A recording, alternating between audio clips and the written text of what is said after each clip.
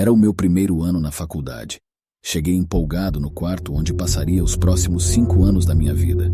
Desfiz minhas malas e guardei meus pertences logo após minha família ir embora.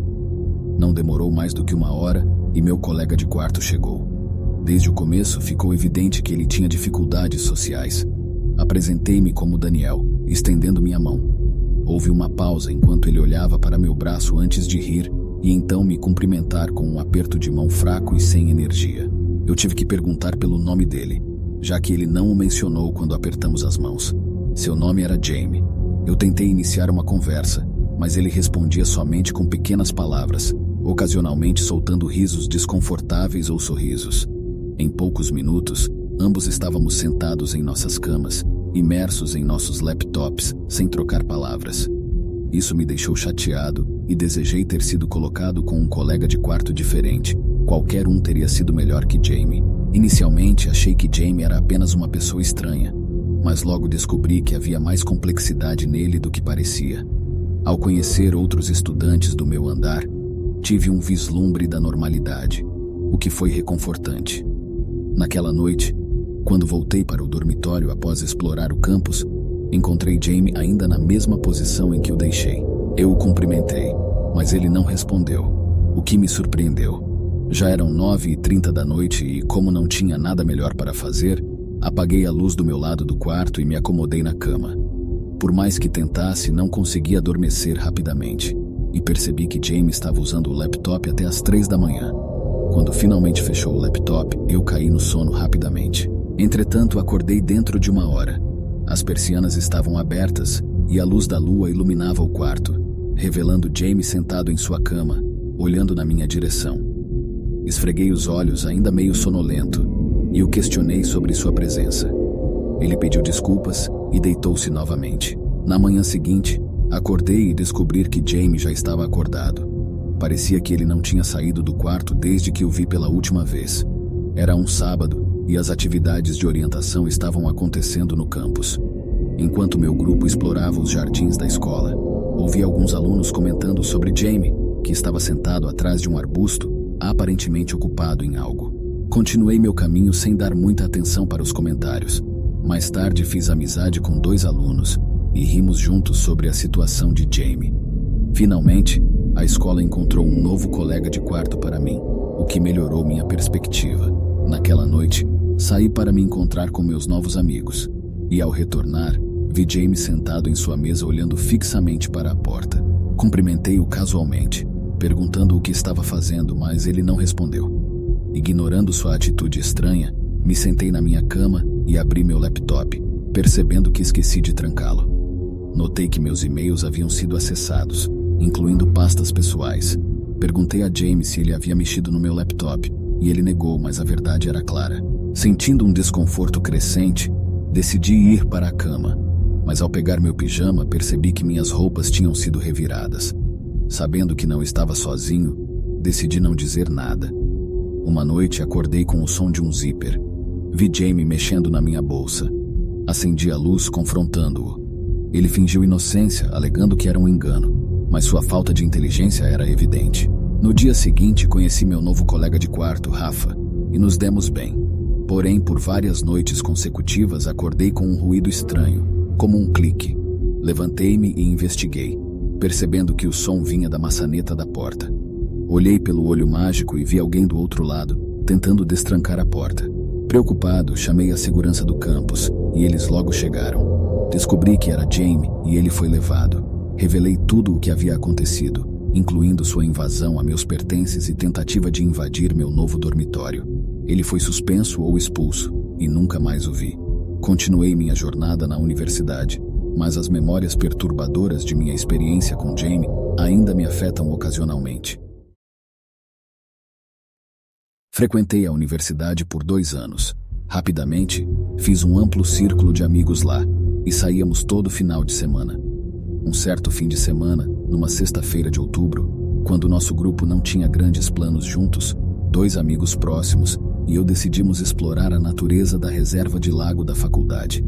Havia uma pequena área aberta do lado mais afastado do lago, perfeita para fogueiras, já que estava longe da vista dos seguranças escolares ou do campus. Às vezes, raramente, vínhamos aqui para beber e fumar. Era um lugar relativamente desconhecido para a maioria do campus, e gostávamos dessa privacidade. Nesse dia, trouxemos cervejas, acendemos uma fogueira e nos divertimos, o que chamávamos de hangout na época. A noite avançava e o tempo parecia passar mais rápido à medida que o álcool começava a fazer efeito. Finalmente, chegou ao ponto em que estávamos todos rindo tanto que um dos meus amigos estava no chão, rolando nas folhas. Foi quando o outro amigo parou de rir e ouvimos um ruído.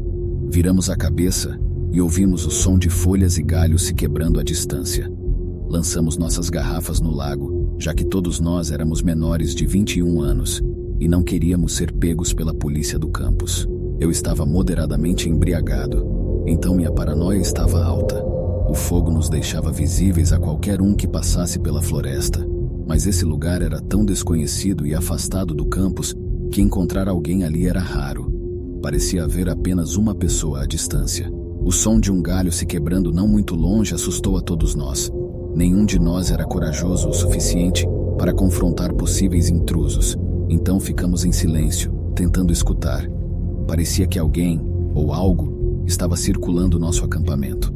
Literalmente parecia uma cena do filme A Bruxa de Blair, com os sons dos galhos quebrando e folhas esmagadas ecoando ao nosso redor. Nós rimos disso no começo, mas logo minha ansiedade aumentou, assim como a dos meus amigos. De repente, um barulho alto nos fez pular. Inicialmente não compreendi, mas vi um galho ser jogado no centro da nossa fogueira. Um dos meus amigos saiu correndo, enquanto o outro e eu olhamos um para o outro, parte rindo e parte preocupados. Não tínhamos certeza se era uma brincadeira ou não. Então, o amigo que estava comigo soltou um grito de dor, atingido por outro galho no rosto. Peguei a mochila, ajudei-o a se levantar e voltamos apressadamente na direção do dormitório. Quando chegamos à estrada que separava a reserva natural do dormitório, paramos para recuperar o fôlego. No entanto, a pessoa que estava nos seguindo provou ser persistente, pois ouvimos passos se aproximando da estrada. Continuamos a correr de volta para o dormitório. Ao chegarmos ao nosso andar, encontramos nosso outro amigo em seu quarto. Ele já estava olhando pela janela, observando a floresta. Alguém ainda estava lá, caminhando de um lado para o outro, e sempre que um carro passava, ele voltava para as árvores. Finalmente, quem quer que fosse sumiu na floresta, nunca mais a vimos.